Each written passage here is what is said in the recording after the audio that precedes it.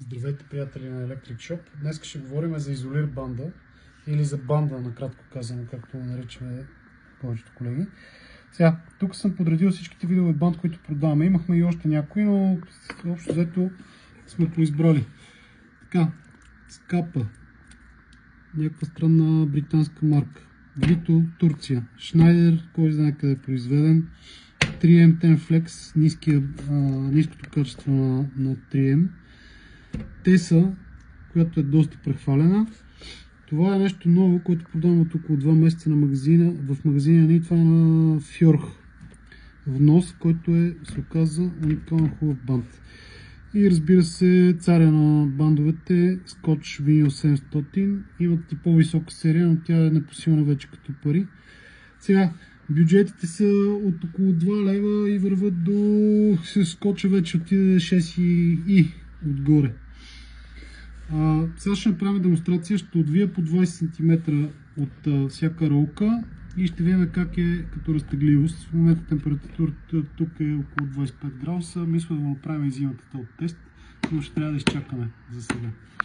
За да е достоверен теста, понеже повечето хора не знаят, но когато оставиш изолир банда разопакован, той затова е целофаниран, лепилото му почва да изветрява и почва да губи еластичност. Затова вие, когато купувате бант, гледате да бъде опакован в целофанче. Затова, за достоверност, искам да разопаковам всичките ролки пред вас.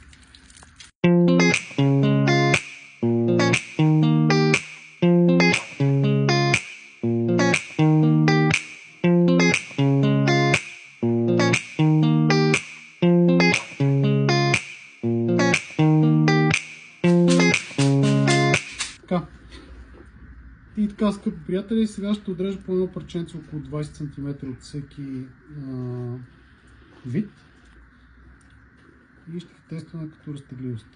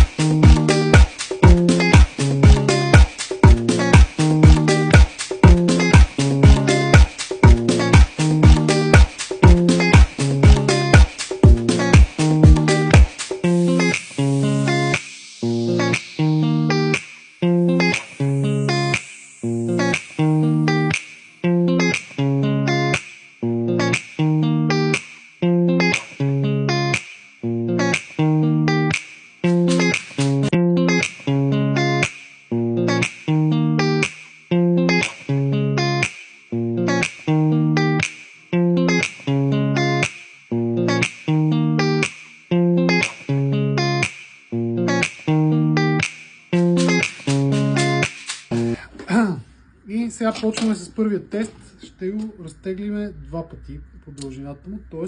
ще го опънем по две. Това е 20 см, опъваме го на 40. Ето съвсем грубо. Трябва да стигнем на нивелирчето.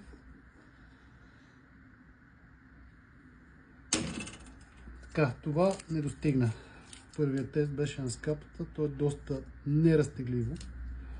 Така, второто на Vito. Залепваме го тук, започваме да разтегляме и след това го пускаме. Виждаме докъде се събира самичко.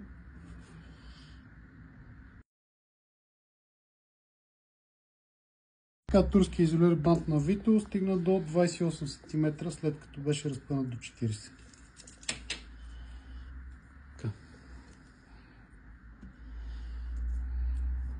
Взимаме Schneider-а.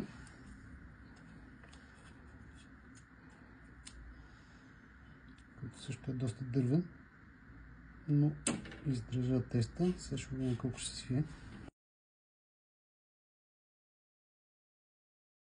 И той ще свие грубо до 27 см в момента. Така. Следващия е на Tenflex 3M-ския, ниския бюджет на 3M. Само да сложим тук наравно.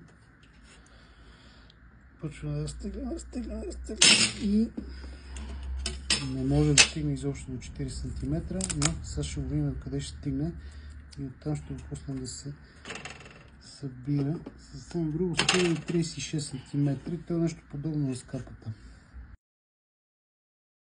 Не е много разтеглив, даже е твърдичък, ако трябва да съм честен.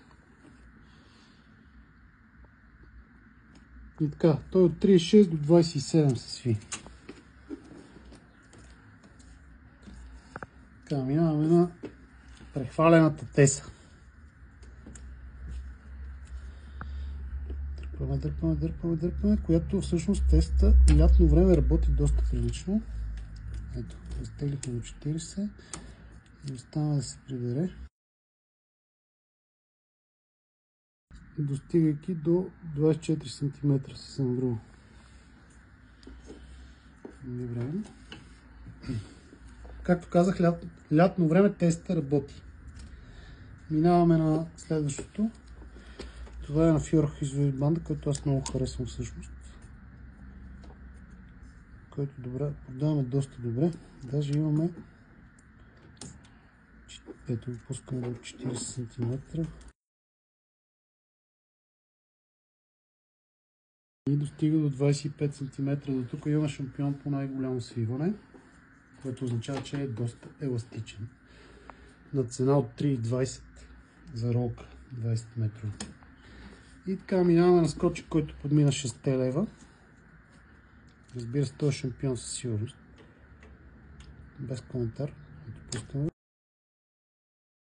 И ето виждате колко са близки резултатите с Fjord. Това се сви на 23 см половина. На 23 см. Така, съвсем грубо бях подредил някаква моя лична класация и тя горе-долу се сбъдна. Добрата изненада беше тук турския бант на Vito, който обаче не е много ефтин. Той е 2,40 за бройка. Това нещо е 3,20 на ролка, но ако си го поръчате на пачка, която е 10 броя, идва на цена от 20 лева. Може да си го поръчате по телефона 0896 244 354 или да дойдете на място в магазина на улица Паисий Хилендарски 20 в град Сливница. Лайквайте ни и ни шервайте.